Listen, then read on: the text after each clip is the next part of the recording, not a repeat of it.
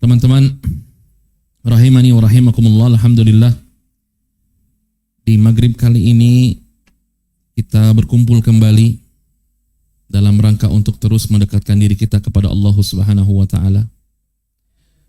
Dan pembahasan di malam hari ini pembahasan yang mendasar, pembahasan yang basic, pembahasan tentang manajemen waktu. Dan waktu ini dalam Islam, kalau orang bule bilangnya time is money. Tapi kalau orang Islam bilangnya al-waktu agna minadz zahabi. Waktu itu lebih berharga dibanding emas. Jadi tidak bisa dibandingkan waktu itu dengan uang. Tidak bisa waktu itu dibandingkan dengan sesuatu yang duniawi. Saking berharganya. Bahkan Allah Subhanahu wa taala sering bersumpah dengan waktu. Ya, kita sering baca wal asri, demi waktu. Sebagian ulama mengartikan demi waktu asar. Wan nahar, demi waktu siang. Wal lail, demi waktu malam. Wal fajr, demi waktu subuh. Wad duha, demi waktu duha. Jadi tidak semata-mata Allah bersumpah dengan waktu kalau tidak ada maknanya. Waktu ini sangat berharga sekali. Bahkan ibadah kita itu semuanya berkaitan dengan waktu.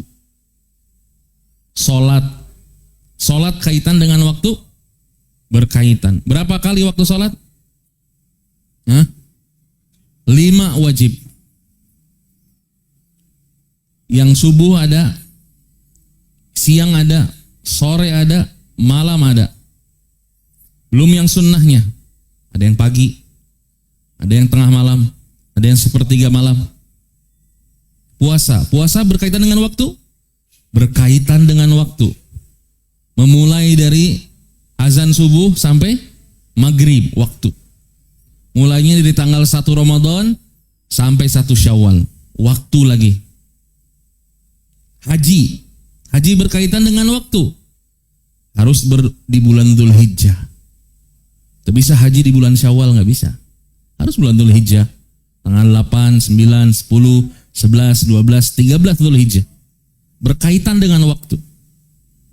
Zakat juga berkaitan dengan waktu. Zakat fitrah harus ada waktunya. Zakat mal perputaran 1 tahun ada waktunya. Ya. Dan banyak ibadah lain yang berkaitan dengan waktu. Saking waktu itu kata para ulama, al-waktu kas-saif. Waktu itu kayak pedang. Siapa yang bisa memakai pedang tersebut, dia bisa mengalahkan musuh, dia bisa berburu. Tapi orang yang tidak bisa memainkan pedang, bisa saja bunuh diri, tergores, bisa saja terluka dengan waktunya. Makanya memanfaatkan waktu ini perlu ilmu. Saya nggak akan bahas banyak-banyak sampai ke global, tidak. Di sini hanya 14 slide saja. Tapi 14 slide ini mudah-mudahan merubah paradigma kita tentang waktu. Kita buka dengan perkataan Ibnu Qayyim rahimahullah. Teman-teman bisa lihat ke layar tancap. Menyia-nyiakan waktu lebih parah daripada kematian. Karena kematian memutusmu dari dunia, sedangkan menyia-nyiakan waktu memutusmu dari Allah dan negeri akhirat. Berat ya? Menyia-nyiakan waktu itu lebih parah dibandingkan kematian. Mati itu cuman putus dari urusan dunia, dah. Tapi orang yang memiliki waktu kemudian disia-siakan, maka bukan hanya dunia yang dia putus, tetapi akhirat juga dia putus. Dan manusia itu adalah bagian dari waktu. Kata Nabi SAW, ya kata Imam Hasan Al-Basri rahimahullahu taala, ya ibna Adam, wahai anak Adam, Innama anta ayyam. Sesungguhnya engkau hanyalah kumpulan hari-hari. Kita ini adalah kumpulan hari-hari. Kullama dhahaba yaumun dhahaba ba'duk. Manakala setiap hari berganti, maka sebagian jiwa kita juga hilang. Jadi orang bilang ulang tahun panjang umur tuh salah. Hari-hari saja jatah umur kita menghilang. Kita ini bagian dari waktu. Setiap kali waktu bergulir dari hidup kita sudah tidak bisa diulangi lagi. Nggak ada tombol rewind di hidup kita, nggak ada. Di rewind gitu, atau di loop, atau di restart, nggak ada. Waktu itu jadi makhlukul jadid, makhluk yang terus baru. Sehingga apapun yang terlewat dari waktu tidak bisa diulang lagi. Ada istilah orang bule, if I can turn back time. Kalaulah aku bisa mengulang waktu. Itu bisa. Tidak bisa. Karena waktu adalah bagian dari manusia. Dan manusia itu bukan sekedar angka saja. Melainkan wujud fisik dari waktu itu sendiri. Umur itu bukan hanya sekedar angka, tapi wujud fisik dari waktu. Kalau kita berpikir, kita udah berapa nih umur? Berapa umur kita sekarang? Saya 33. Saya 33. Kolot berarti. Ada yang lebih tua dari saya. Ada yang 40. Ada yang 50. 50 itu adalah representasi hidup kita loh. Itu perwujudan waktu yang Allah telah berikan. Makanya hari ini kita akan bahas realitas pengikisan diri. Setiap kali hari berlalu, maka sebagian darimu lenyap. Hari yang terbenam tidak sekedar berlalu, ia membawa pergi satu kepingan eksistensi kita yang tidak akan pernah kembali. Ini belum ngomongin ibadah. Ini ngomongin kehidupan aja dulu. Setiap waktu yang berlalu dan kita melakukan atau kita menjalani waktu tersebut dengan melakukan apa? Itulah waktu yang kita buang. Itulah umur yang kita buang. Kita sedang mengikis bagian umur kita, baik dikerjakan dengan baik atau dikerjakan dengan buruk. Baik eksekusinya ada urusan akhirat ataupun tidak sama sekali. Tapi yang jelas, yang telah kita lewati never turn back, gak bisa kembali. Dan itu mutlak. Gak ada orang yang bisa balik lagi kemana? Ke masa bayi, yang gak bisa. Semua waktu yang telah dia buang, ya udah selesai. Ini kita belum ngomongin ibadah. Kita baru ngomongin hidup. Bahwa setiap waktu yang telah kita lewati tidak bisa berulang. Nah, makanya ada paradoks penilaian harta versus waktu. Tadi kan kita bilang bahwa waktu itu lebih berharga dibanding emas. Ini perbandingannya. Harta itu, emas itu, duit bisa dicari. Jika hilang duit, bisa dicari lagi nggak? Bisa. Kamu belanja 500.000 hari ini. Besok ada lagi nggak bisa 500.000? Bisa. Kamu belanja hari ini beli naon enak nur kerame beli raket padel misal 2 juta. Ya. Beli spare part motor, beli jaket 700.000. 700.000 hari itu hilang, besok kita bisa cari lagi 700.000. Itu sifat dasar harta. Ini kenapa harta itu tidak lebih berharga dibandingkan waktu. Tapi waktu kalau hilang, permanen sudah hilangnya. Gak bisa balik lagi. Waktu scroll handphone setengah jam, itu gak bisa nambah lagi setengah jam. Kalau ya Allah tambah adanya 24 jam 30 menit. Gak bisa, udah habis. Makanya sifat harta itu bisa dicari, bisa di-renew, tetapi waktu itu hilangnya permanen, gak akan kembali. Harta itu dijaga ketat diinvestasikan, diproteksi keamanannya tinggi. Tapi kalau waktu apa yang kita terjadi? Dihambur-hamburkan. Harta, kita sama harta nih bisa royal. Ada duit beli, ada duit investasi, ada duit nabung, ada duit terus dipakai, ya. Dan sebagian orang bagaimana caranya duit ini makin banyak.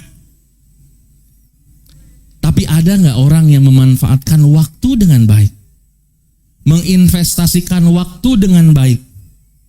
Ada nggak orang yang punya agenda menghitung hari gitu loh? Hari ini aku begini ya, hari ini aku urusannya sama Allah, hari ini aku urusannya sama manusia. Investasi ini akhirat, investasi dunia. Waktu tuh dihambur-hamburkan sudah. Tapi kalau duit dijaga, investasi. Ya, bahkan ada yang beli apa? Berangkas, simpen LM di situ, simpen duit dolar di situ. Supaya apa? Supaya hartanya terjaga. Tapi waktu, tidak banyak orang yang memberikan treatment waktu seperti itu. Waktu teh dihambur-hambur we. Biarkeun we lah geus. 2 jam, 3 jam berlalu begitu saja untuk hal yang tidak bermanfaat. Banyak dari kita seperti itu. Nah, nilainya, kalau nilai harta hanya mencakup kebutuhan dunia saja. Tapi waktu bisa sampai ke akhirat. Ya. Jadi anak muda membangun benteng kokoh untuk uang mereka, namun membiarkan pintu brankas waktu mereka terbuka lebar. Nah, kita baca sebuah hadis dari Nabi SAW. Standar ilahi untuk produktivitas. Artinya bagaimana seorang muslim, seorang mukmin memanfaatkan waktu dengan baik dengan hadis ini. Cukup satu hadis saja. Kata Nabi SAW, al-mu'minu qawwiyu khairun wa ahabbu ilallahi minal mu'minil dhaif. Mukmin yang lebih kuat dan mukmin yang kuat lebih baik dan lebih Allah cintai daripada mukmin yang lemah. Wa fi kulli khair, meskipun pada keduanya ada kebaikan. Kata Nabi, ihris ala ma yanfa'uk, bersungguh-sungguh terhadap sesuatu yang bermanfaat bagimu. Wasta'in billah, dan meminta tolonglah kepada Allah. Wala ta'jiz, dan jangan lemah. Wa in asabaka syai'un fala taqul law anni fa'altu kana kadza wa kadza, walakin qul qaddarallah wa ma syafa'al fa inna law taftahu amal syaitan. Kata Nabi SAW, kalau kita sudah melakukan sesuatu, berlalu sesuatu, kemudian kita menyesal dengan perbuatan tersebut, jangan mengatakan jikalau saya tidak itu maka akan itu. Kata Nabi, katakan qaddarullah wa masyafa'al. Karena itu pintu setan untuk apa? Untuk menggoda kita. Kita bahas satu-satu. 4 pilar mukmin yang kuat. Yang pertama, pondasi kekuatan. Al-mu'minu al-qawiyyu, membangun kapasitas diri, iman, fisik, mental, finansial. Mukmin yang kuat secara iman, gak lemah iman. Mukmin kuat secara fisik, makanya olahraga kalau diniatkan untuk beribadah, ibadah. Lari pagi, ya, nge-gym, badminton, menusuk resep, renang.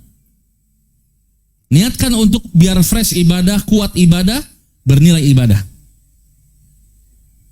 Kemudian kuat finansial, kerja, bisnis. Ini tujuannya untuk mengantarkan seseorang supaya lebih kuat kedekatannya dengan Allah. Jadi imannya kuat, fisiknya kuat, finansialnya kuat. Kalau nggak bisa 1, 2. Kalau nggak bisa 2, 3. Jadi paksa, imam maksa. Jadi kalau nggak bisa 1, 2. Fisik lemah, berarti iman kudu kuat, finansial kudu kuat. Kalau nggak bisa 2, harus 3. Jadi kudu tiluan anak. Minimal. Finansial untuk diri sendiri kuat. Karena gerbang kekufuran lemah finansial. Gerbang dosa salah satunya adalah lemah finansial. Berapa banyak orang ditawari duit untuk maksiat? Berapa banyak orang ditawari duit buat maksiat? Kamu mau nggak gini, saya tawarin buat maksiat. Akhirnya dia ambil. Kenapa? Karena dia nggak punya duit. Makanya dia ambil. Berapa banyak orang yang akidahnya tergadai, masuk agama lain, karena diiming-imingi harta. Kemiskinan ini mendekatkan kepada kekufuran. Makanya kuat finansial minimal buat diri sendiri. Kita nggak minta-minta sama orang. Kita bisa tegak untuk diri kita, keluarga kita, itu lebih bagus. Lebih dicintai oleh Allah Subhanahu wa taala. Kuat fisik. Ya, cita-cita we hayang kawin deui. Ayeuna lemah taeun. Percuma tuh. Ya, fisik harus kuat. Salat harus ruku, harus sujud. Lutut harus kuat. Apalagi antum misalnya ada rezeki buat umroh, i'tikaf. Dari jam 8 sampai jam 12. Jam 1 sampai jam 4 2 kloter. Lamun tuurna lemah, teu bisa. Teu bisa. Ya. Matak taraweh teh neangan anu pondok, da tuurna lemah.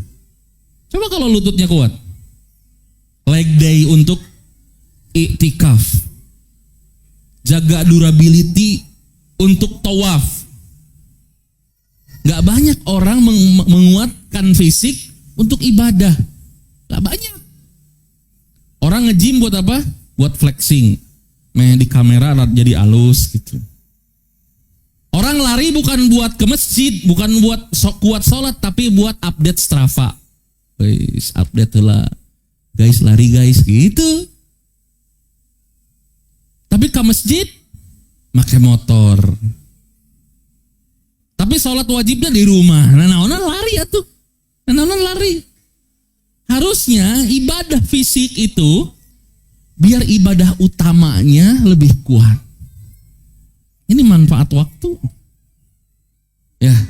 Kemudian yang kedua, ihris ala ma yanfa'uk. Fokus kepada utilitas. Mengejar secara agresif segala hal yang membawa manfaat konkret untuk dunia dan akhirat. Ini optimalisasi waktu, guys. Jadi waktu kita pakai yang paling utama untuk mengejar akhirat. Yang kedua, kejar dunia.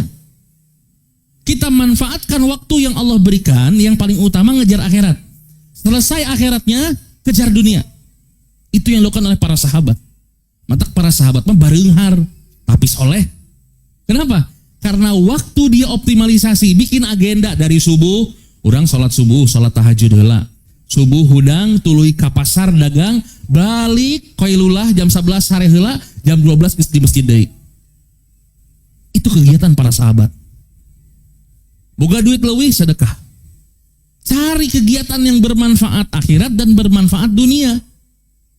Dibandingkan ya ayeuna orang sok gitu kadang-kadang gogoleran, scroll HP, scroll TikTok, manfaatnya apa? Nonton YouTube tutorial. Ya, gak ada manfaatnya, guys. Manakala Allah Subhanahu wa taala kata Nabi sallallahu alaihi wasallam, la tazulu qadamal abdi yaumil qiyamah. Tidak akan bergerak kaki seorang hamba pada hari kiamat sampai ditanya tentang waktunya dipakai untuk apa. Ada manfaatnya enggak? Bahkan dalam hadis yang banyak tentang waktu mudanya dipakai untuk apa. Pemuda itu sangat berpengaruh. Waktu muda itu sangat berpengaruh kepada ending hidup seseorang. Ya, tidak banyak orang yang selamat di akhir hidupnya kembali kepada Allah. Tidak banyak yang selamat, guys. Orang yang sejak mudanya jauh dari Allah, gak banyak orang yang hijrah di akhir hidupnya, gak banyak. Karena kebiasaan orang muda terus terbawa sampai tua, kamaut nak. Teman antum nih, antum sekarang katakan hijrah, geus hayang baleg stad urang teh, geus hayang baleg. Berapa jumlah teman antum yang hayang baleg dibandingkan angger can baleg keneh? Berapa banyak? Banyak? Hah? Banyak tuh. Nanya anak, tina sakelas sabaraha hiji nu hijrah? Tina sabaraha hiji? 50, 40. Subhanallah. Waktu muda berpengaruh kepada ending hidup. Makanya kenapa salah satu orang yang dinaungi pada hari kiamat oleh Allah Subhanahu wa taala adalah pemuda yang menjaga hidup dalam kebaikan. Karena lamun balik tingorana kolotna lumayan balik. Tapi kalau dari mudanya ruksak, guys, kolotna biasanya aduh. Makanya kalau sekarang di masa tua kita selamat nih, itu mah 1:10 atau 1:100. Berapa banyak orang yang sekarang seperti kita duduk di majelis ilmu, mendengarkan kajian, muka Al-Quran, berapa banyak? Berapa banyak? Tapi yang tidak selamat sudah jelas banyak. Makanya mahalnya waktu, berartinya waktu muda kita dipakai untuk manfaat dunia dan akhirat. Para ulama bilangnya ke akhirat hungkul. Bersemangatlah dengan apa yang bermanfaat untukmu. Tidak ngomong sholat hungkul ente. Balance. Apa disebut nantinya? Keseimbangan antara kehidupan mengejar akhirat dan kehidupan mengejar dunia. Sangat dijunjung tinggi dalam Islam. Ya, makanya ada poin ketiga. Wasta'in billah. Kita nih harus ketergantungan absolut kepada Allah. Menggabungkan kerja keras tadi, ihris. Kita berusaha dengan apa yang kita manfaatkan di dunia dan akhirat ini. Tapi jangan lupa, kita perlu pertolongan. Pertolongan siapa? Pertolongan yang akan menolong di saat semua tidak menolong. Allah Subhanahu wa ta'ala. Sadar, kita harus sadar bahwa hasil murni itu adalah pertolongan Allah. Kadang kita mengorbankan sesuatu untuk Allah. Contoh, nah can salat meeting kene anu ngadatangkeun klien teh Allah. Nah jadi teu salat heula gitu loh. Yang mendatangkan customer, yang bikin kamu sehat, yang kamu bisa jalan bisnis teh Allah. Tapi ketika Allahu Akbar, heula. Oh bisa. Kamu pengen ditolong sama Allah enggak? Ketika Rasul mengatakan wasta'in billah, minta tolonglah kepada Allah, karena sifat ikhtiar kita itu sifatnya hanya 0,1%, 99,9% tawakal. Ketika Anda investasi 70 atau 100 juta, katakan gampang ngitungna. Ketika kita investasi 100 juta, siapa yang menjamin return base-nya 100%? Ayo ngajamin. Kang Roni, ketika kita investasi 100%, 100 juta ya, apakah ada yang menjamin naon disebutnya dividennya akan kembali sesuai harapan kita? Ada dalam ilmu keuangan? Belum, nggak bisa kan? Artinya ikhtiar kita itu cuman 0,1% saja. Yang menjadi 99% adalah tawakal. Kumaha Allah, we. Kita mah ikhtiar. Makanya Nabi menggambarkannya apa? Burung, manuk. Apa manuk? Manuk, kata Nabi, burung terbang dari sangkarnya, isuk-isuk, tah, geus ngomongkeun waktu deui. Sore balik, temboloknya penuh. Non, tembolok teh, ieu tah, non gondongna penuh. Sebeuh manehna jeung anak-anakna manuk. Karena manuk ikhtiarangan ngapung hungkul, tapi tawakalnya bergantung sama Allah. Cak-cak apa cak-cak? Cak-cak teh hidupna dina naon? Dina tembok kadaharana naon? Laler, ngapung. Cak-cak bisa ngapung teh? Nu da ngadatangkeunna saha? Allah, guys. Cacing dina taneuh. Daharna naon? Teuing pan orang mah. Apa makanan jadi? Pernah merhatikan kan? Yang dia kerjakan cuman luar leor, sebeuh modal gitu. Kita mah naon? Isuk-isuk gawe, purang gawe, sore gawe, peting gawe, hasilnya stroke, darah tinggi, beunghar. Kadang ada pekerjaan yang cuman duduk, Assalamualaikum warahmatullahi wabarakatuh, guys, ini toko saya buka ya di TikTok, meuli loba, ngan kitu hungku, beunghar. Ada orang yang ngabeca di Batu Jajar, nepi ka jauh, dibayarnya sebanyak 20.000, capekna aja nu live TikTok beda banget. Artinya perlu ketergantungan kepada Allah. Nanaon teh? Minta tolong sama Allah, ya Allah, berikan anugerah kepada saya di pagi hari ini. Makanya Nabi SAW selalu berdoa, Allahumma barik li ummati fi bukuriha. Ya Allah, berkahilah umatku di pagi harinya. Utak mun isuk-isuk itu ulah sare, ba'da subuh sare. Keberkahan. Minta tolong sama Allah. Ya. Dan nih. Ada anatomi jebakan seandainya. Karena waktu teh ngomongnya seandainya kan. Mun tiba heulanya, jangan ngomong gitu. Ya. Pertama, mereka akan merusak ridho terhadap takdir. Karena yang sudah ya sudah itu mah takdir. Sekarang kita diberikan kesempatan oleh Allah nih untuk memperbaiki hidup. Kan qadarullah wa masyafa'ah.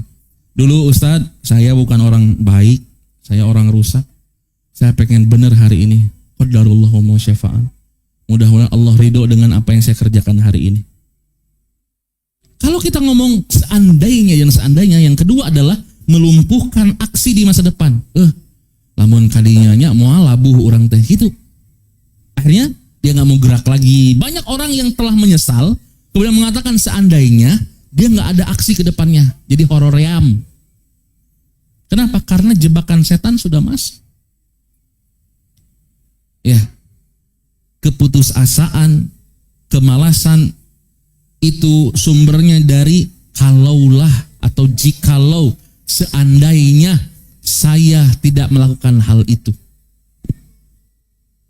Jadi ini teh demotivasi, menghilangkan motivasi untuk semangat. Makanya sudah dalam Islam, waktu yang sudah bergulir sudah, kalau diisi dengan kebaikan bersyukur. Sekali deh ya, waktu yang sudah bergulir nih, sudah kita lewati, baik dan buruknya sudah kita tahu lah ya. Sadar tuh, ketika kita melakukan kebaikan, sadar tidak? Sadar. Ketika kita melakukan dosa, sadar tuh? Pisan komo dosa mah. Apalagi sekarang kalau saya ngomongin dosa nih, dosa di masa lalu, pasti dina pikiran teh. Ya sudah, yang sudah berlalu, kalau bentuknya kebaikan, bersyukur. Maintenance kebaikan selanjutnya. Tapi kalau bentuknya dosa, taubat. Bagaimana Allah membuka gerbang taubat bagi manusia selama nyawanya masih di badan dia. Kecuali lamun nyawa nangis di dia, itu bisa taubat. Kalau nyawanya sudah di tenggorokan, itu bisa taubat. Tapi salila jag waringkas, jalan ka ditu ka dieu, masa lalu seburuk apapun bisa dihapus. Makanya bilang qadarullah wa masyafa'al. Ustaz, saya bukan orang baik, saya pengen memperbaiki diri. Qadarullah yang sudah lama terjadi, biarlah terjadi. Aku bertobat sama Allah, semoga Allah ampuni saya. Udah, move on. Kebanyakan orang ngomong dia, dah orang geus kagok tad cigana. Kok geus kagok? Dia sudah tahu dia mengerjakan sesuatu yang buruk di masa lalu, terus dia bilang, geus kagok lah. Kok bisa dia bilang geus kagok? Siga jelema kieu, beunah teh boga babaturan kieu. Nah, teh salat luhur, heuda tadi subuh ge henteu salat. Nah, tuh. Seakan-akan ya sudah, kalau sudah buruk ya udah buruk sekalian. Enggak. Justru kalau ketika kita buang waktu yang buruk dalam Islam apa? Kata Nabi SAW, "Fatbi'il sayyi'atal hasanata tamhuha." Tutup keburukan dengan kebaikan sampai keburukan yang di masa lalu kita kerjakan terhapus oleh Allah Subhanahu wa taala. Dihapus, diganti dengan kebaikan, diganti dengan pahala. Makanya tutup celah. Tutup celah supaya kita tidak mengatakan geus kagok lah gitu. Ya. Jadi biar kita fokus memperbaiki diri dengan waktu yang Allah berikan sisanya. Nah, ini filter produktivitas ulama. Wes, rada gaya saya etik. Di sini Ustadz ingin mengajak mencari produktivitas yang halal. Halal bro gitu. Ya. Imam An-Nawawi rahimahullah ta'ala menyebutkan aktivitas waktu yang bermanfaat itu harus membawa kebaikan berjangka panjang. Jadi Imam Nawawi mah konsepnya adalah kudu aya manfaat anu panjang. Ilmu, agama, amal soleh, pekerjaan halal, menjaga kesehatan. Spektrumnya di situ. Ruang lingkup nanti dirinya. Tapi kudu investasi jangka panjang. Karena waste-nya sama. Lamun teu dipake belajar ilmu, tidak dipakai belajar agama, tidak dipakai amal soleh, tidak mencari pekerjaan halal, tidak menjaga kesehatan, outputnya males, sia-sia. Kalau Syekh Ibnu Utsaimin mengatakan kudu teu meunang nganggur. Lamun tadi mah asas manfaat, kalau Syekh Utsaimin mah jelema teu meunang nganggur. Harus produktif. Tidak boleh memiliki sifat malas atau menjadi pengangguran dalam amal. Ya. Poros intinya sama. Kehidupan yang memiliki target, visi akhirat yang lebih baik, kedisiplinan tingkat tinggi. Azanullah guys, barakallahu fikum. Pernah mengatakan sebuah kalimat yang cukup mengena di hati kaum muslimin. Umar bin Khattab mengatakan, hasibu anfusakum qabla an tuhasabu. Hitunglah diri kalian, hisab diri kalian, hitung. Banyakkan amal soleh, banyakkan dosa, hitung. Hitung sendiri, hitung pribadi, audit sendiri. Sebelum nanti Allah yang akan hisab. Ustadz di sini simpan nih. Ada dua mode sia-sia realita. Bagaimana cara mengidealisasi itu gitu loh. Jangan sampai kita hidup sia-sia. Cari yang bermanfaatnya. Di sini manusia sekarang banyak yang scrolling tanpa tujuan. Video pendek berjam-jam, short, TikTok, reels, ya gitu-gitu ya hungkul. Ya, habisin waktu gitu loh. Nonton yang tidak manfaat. Main game berlebihan. Ya. Coba geser kehidupan kita menjadi apa? Belajar skill baru. Improve diri. Minimal ada manfaatnya untuk dunia deh. Atau kita pengen buka sistem bisnis halal. Atau kita teh hayang bisnis naonnya no halal, sok teangan. Atau kalau kita passionnya memang di media sosial, sok atuh dakwah di media sosial ada manfaat. Ya. Jangan sampai anu di-share di grup teh video tijalike, video akhwat, astagfirullahaladzim. Ada manfaatnya, harus ada manfaatnya. Ya. Sekarang banyak nongkrong tanpa manfaat, jujur nongkrong kepeting, naon ngobrolkeun naon? Ngobrolkeun naon? Nongkrong we hungkul sok. Gigitaran tidak ada manfaatnya. Ya, ada manfaatnya teh lawan nongkrong gitu. Assalamualaikum. Waalaikumsalam. Ngobrol ngalor gidur. Begadang. Buat apa? Coba. Ganti sekarang. Waktu manfaatkan datang kajian. Sekarang banyakin nongkrong sama orang tua. Ajak orang tua jalan-jalan. Ya. Atau menang nongkrong tapi insight positif. Datang ke kumpulan.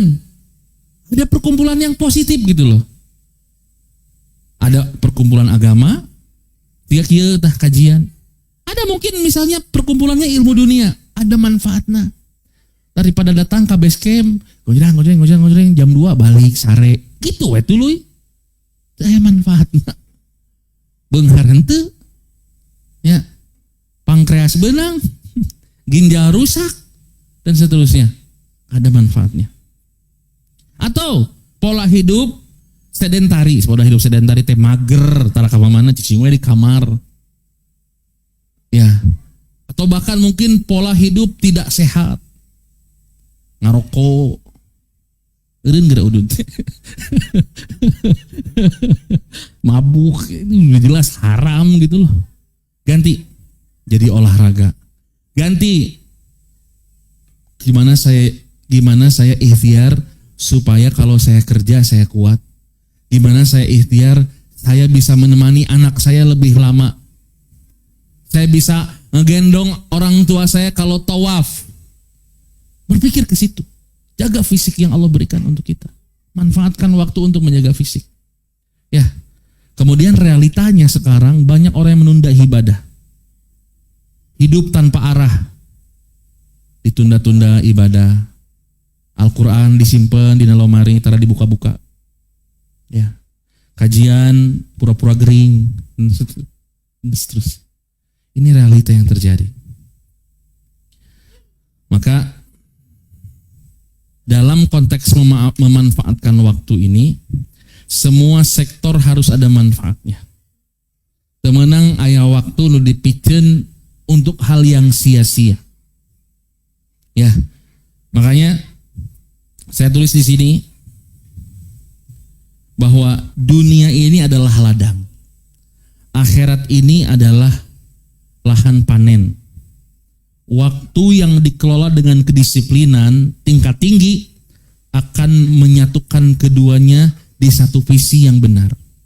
Kalau kita sudah memanage waktu dengan baik, dari mulai subuh, naon wae, terus nanti setelah sholat subuh saya mau ngapain aja, nanti siang saya kerja, pulang kerja saya mau ngapain lagi, diagendakan disiplin. Sama kayak sholat juga kan disiplin. Duhur, waktunya duhur, waktunya asar, subuh. Nggak ada waktu subuh berganti-ganti, nggak ada. Pasti subuh, waktu subuh mau jadi berang, mau jadi duhur, mau jadi peting, isya mau jadi subuh, mau bisa. Dia akan pada waktunya disiplin. Kedisiplinan ini harus dibawa ke kehidupan nyata.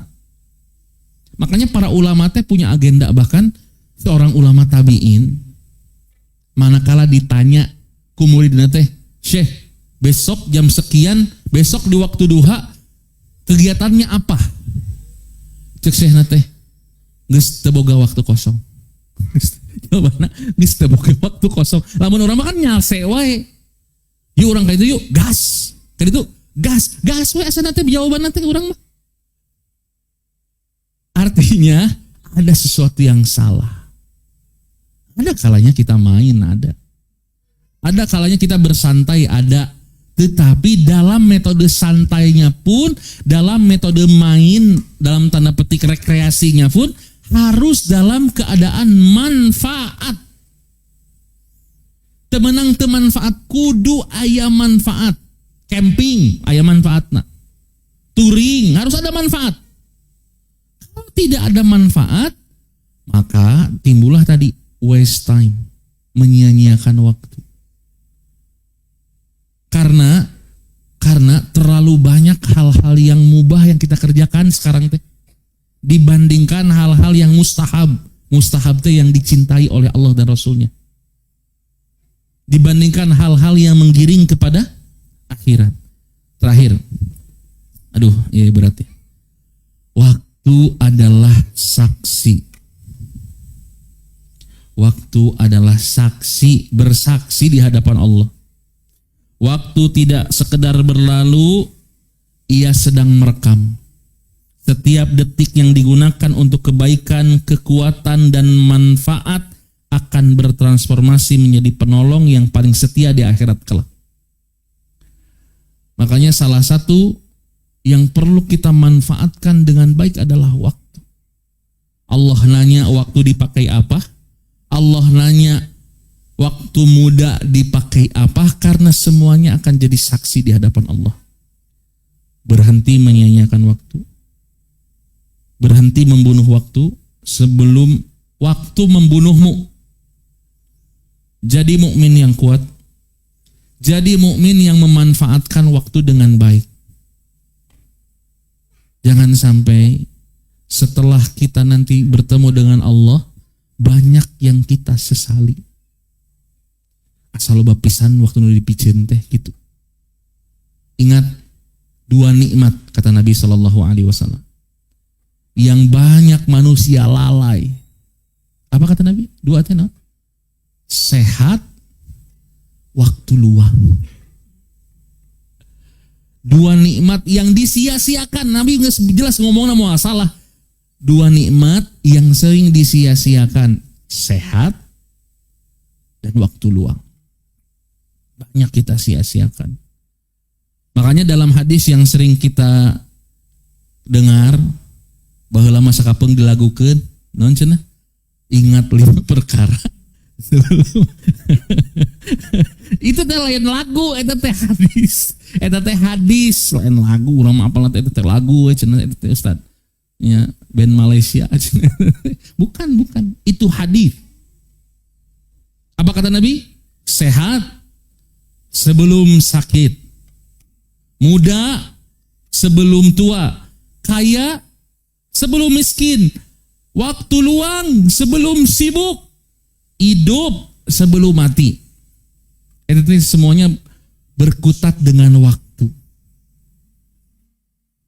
Ibnu Umar mengatakan, lamun keur isuk-isuk ulah lalanggiran, lamun cekolot lalanggiran teh naon? Nganggur ngadaguan sore.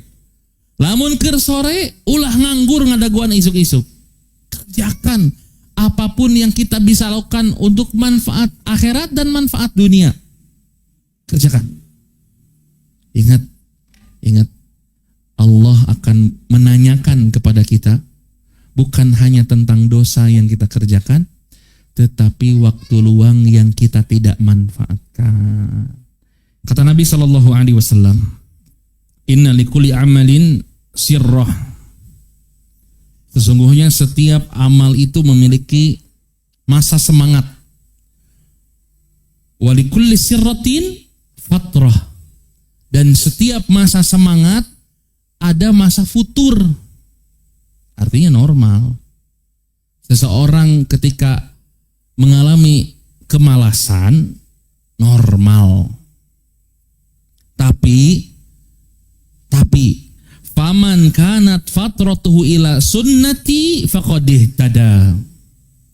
Siapa yang sedang lemah tapi masih berada di atas sunnahku, maksudnya masih mengerjakan amal kebaikan, maka dia telah diberikan hidayah. Wa man kanat fatratuhu ila ghairi dzalik faqad halak. Siapa yang ketika imannya melemah, rasa malas muncul di hidupnya, kemudian dia mengerjakan kebalikan dari itu, kata Nabi SAW, faqad halak, maka dia adalah orang yang binasa. Futur itu normal. Da moal aya di dia nu diuk di dia ya termasuk ustad ngabret iman nanti gitu terus gitu. Aya kieuna aya duk tak aya gitu nanti aya. Makanya perlu apa? Perlu stimulus, perlu pendukung, perlu booster. Paham ini? Boosternya kadang dari internal, iman yang naik mendadak gara-gara amal soleh, atau faktor eksternal, pasangan, teman, kajian, itu faktor-faktor yang menstimulus iman kita biar naik lagi. Tapi kalau futur itu dibiarkan, bisa jadi tiga tadi, ngerjakan kemaksiatan. Dan kata Nabi, siapa yang futur kemudian mengerjakan kemaksiatan, maka celaka sudah, binasa sudah. Ya, makanya ketika kita futur, kata para ulama, perbanyak istighfar, dongkrak lagi iman. Bahkan seorang ulama salaf Manakala dia futur, dia pulang ke rumahnya, dia tidur di kuburan miliknya. Jadi geus ngajian kuburan sorangan, sare di kuburan anak kieu. Aduh keung euy, balik deui semangat deui. Artinya salah satu untuk menaikkan booster iman adalah mengingat kematian. Ini hal yang wajar, tetapi harus segera bangkit. Karena manakala futur, artinya ada kemaksiatan dikerjakan. Matak futur gak aya kemaksiatan anu dikerjakan. Kan al-imanu yazidu wa yankus. Iman teh naik turun. Yazid bito'ah wa yankus bimaksiat. Naik karena keimanan, turun karena kemaksiatan. Artinya kalau kita lagi futur, lagi males, lagi anjlok, itu sedang ada kemaksiatan yang kita kerjakan. Sengaja ataupun tidak disengaja, sadar ataupun tidak sadar. Nunyan futur teh. Terkadang yang membuat futur itu tidak hanya dosa, tetapi tadi menyia-nyiakan waktu, mengerjakan hal yang sia-sia. Itu nyian futur. Resep mengbal menang, tapi mun loba teuing bisa nyian futur. Paham? Keresep sesapedahan menang sesapedahan, tapi mun loba teuing futur. Futur bisa teu maca Quran. Sarep termasuk touring loba teuing. Ana ya sok touring. Loba teuing ya. Pasti aya ibadah nu ditinggalkeun futur ngaranna eta teh. Nah salat sunnahna, nah maca Qur'anna, nah murojaahna, futur itu teh. Berarti ada pengganti amal soleh sedang digantikan dengan sesuatu amal, eurek dosa atau mubah gitu. Nah lamun loba teuing futur. Gitu. Makanya kalau sudah merasa apalagi mengerjakan kemaksiatan ketika futur, tobat. Terus tobat sampai malu. Sampai kita merasa malu. Solusinya harus ada dua penawar internal. Kalau kita sudah tahu kita sedang terjerumus, segera mencari amal soleh supaya iman kita naik. Jadi dopamin nanti amal soleh. Kalau kita lagi terpuruk nih, lagi futur, buru-buru ngerjakan naon we amal soleh, maca Quran, sholat, tobat, dah apa aja. Yang penting kita naikin dulu nih. Terus perlunya circle baik, perlunya teman-teman baik, termasuk pasangan. Lamun kaciri pasangan kita sedang futur, bantu. Digeuyakeun. Teh kemarin teh ke masjid, kok udah seminggu ini nggak ke masjid, kenapa? Di booster sama kita. Atau istri kita yang asa geus teu ngadangu deui maca Quran kunaon? Distimulus lagi sama kita. Yuk baca Quran lagi yuk barengan. Gitu.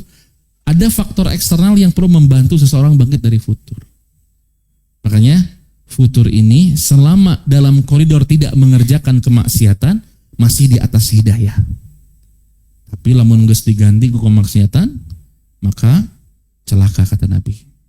Ana teh lupa ya, ada kitab ulama yang hilap namanya.